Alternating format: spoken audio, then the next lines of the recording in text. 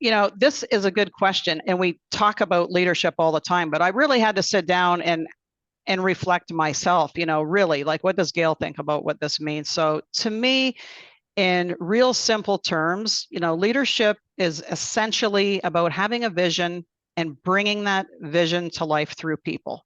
That's where I land on a very simple definition of leadership. Excellent. And so there's a few things I'll just add to that, Yeah, of if I course. could. So, when I think about characteristics of a leader, number one for me is acting with honesty and integrity, because that is the foundation of trust. And you can't be an effective leader without cultivating trust. The second piece, is around emotional intelligence. And again, a lot of people talk about emotional intelligence, but self-awareness, self-regulation, motivation, empathy, social skills, all that. But that's foundational. You have to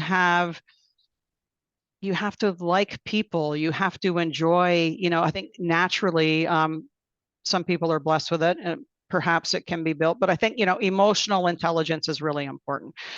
Maybe a subset of emotional intelligence, but worth mentioning separately. I think, a genuine interest in raising people up around them, getting to know people, giving clear and honest feedback, like wanting, really having a desire to move people.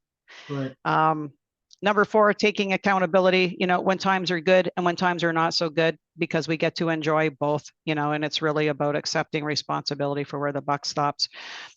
And then the last thing I thought about was really vulnerability, which honestly, I struggle with that, because it's often perceived as weakness, and really it's about courage. So I think leadership is ultimately about courage.